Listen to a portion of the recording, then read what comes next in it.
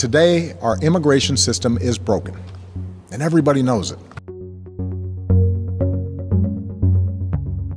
President Obama vowed to create a path to citizenship for the more than 4 million undocumented immigrants living in the United States for 5 years or more. Astrid was brought to America when she was 4 years old. She mostly lived in the shadows until her grandmother, who visited every year from Mexico, passed away.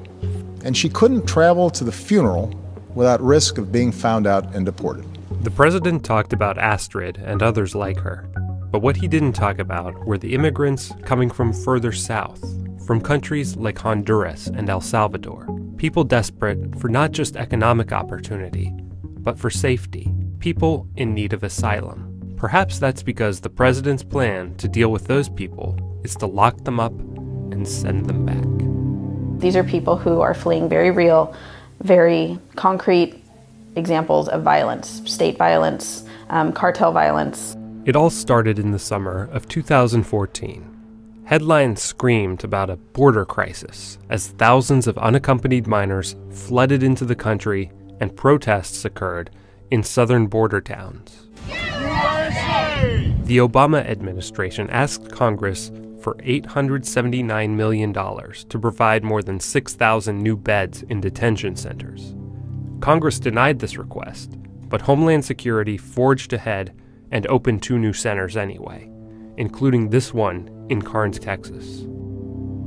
Certainly a lot of unaccompanied minors came over, but these folks who are ending up in family detention centers are the opposite of unaccompanied minors. If a child comes with their parent, and particularly if a child comes with their mother, they end up in a prison-like setting. They end up in one of these detention camps. One of the many families living in this sterile building in rural South Texas includes Maria Estela Marquez and her 3 daughters, Melissa, Carmen, and Jacqueline, ages 15, 13, and 11. They fled El Salvador after members of a street gang began extorting Maria for profits from her street vending business. Homeland Security denied us access to Maria and her daughters, but we did talk to their attorney, Virginia Raymond. Right before they left, 2 men associated with the Maras, who had been threatening the mother and who had also attacked one of the girls on her way home from school, came into their house and pulled Maria Estela back by her hair like this, put a pistol right up against her head very tightly, and in front of the 3 daughters made a number of threats.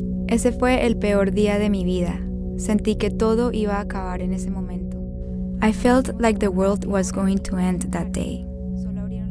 Don't even know when they got there or how they got in. They just opened the door very forcefully. My 2 sisters screamed, and I hugged them, and they started to cry. One of them grabbed my mom by the hair really hard and put a pistol right up against her head. When I saw that, I just felt like my whole body shook, and I covered my sister's eyes. He looked at me with such a sinister look. I will never forget those horrible eyes. And he told me that if my mom didn't feel like giving them the money they demanded, they would rape me and my sisters and my mom last of all, so that she would see everything they did to us. I felt so awful at that moment, like I wanted to report what had happened to the police. But even if I had done that, it would have been useless, because the police in my country are corrupt. They work for those guys. That's the reason we immigrated to this country. We are terrified just thinking about going back. In these 3 Central American countries that we're seeing most people from, there is government consent or acquiescence. There are places and there are times when the law enforcement and the Maras or Calle 18 are very tightly close, that there are members of these criminal organizations in government positions, in law enforcement positions. And so what we know is that, many times when people report a crime or an act of violence to the police, those same police are either involved directly themselves or have associates who are. In America, the government grants asylum to those persecuted for being part of a protected group, and the persecution must come from the government, or a group that the government cannot control. A dangerous gang, uncontrollable, and sometimes abetted by government officials, have persecuted Maria and her daughters, who are particularly vulnerable because they're part of a targeted group, namely single females. It seems like a classic asylum case. But for Maria Estela and her daughters, it's not. The status of Maria Estela is there's no legal barrier to her to getting deported tonight, right? I mean, she could get deported anytime. As far as the girls go, the asylum officer will make a determination about whether or not they have a credible fear of returning to El Salvador. What do you fear would happen if these girls end up getting sent back to El Salvador? It is a tough question. One that keeps me awake at night. I mean, I think that their fear of being raped and then killed, or at least raped, or at least killed, or, you know, or some of them getting raped, or losing a sister to murder, or rape and murder, I think it's very likely. I think their fear is a very realistic one.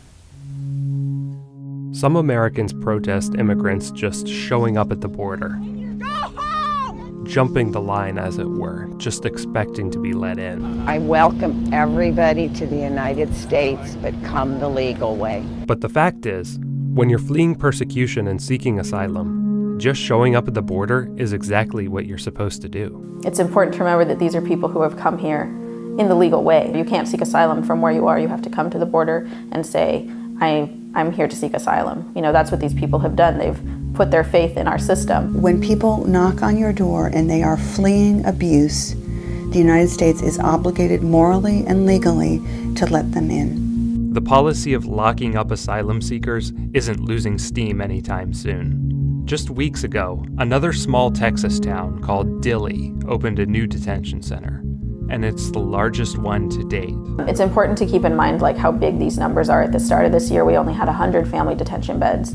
Artesia opened and they were holding 600 or 700 people there. Then along came Carnes, where they're holding 532 people, and they want to expand it now. And then we heard about Dilley, and they want to hold 2,400 people there. There's really nothing like this in United States history except for Japanese internment. These are people who want to work, who are peaceful, loving people, who are embarrassed to say the obscenities that people have said to them. They are people you would want to be friends with.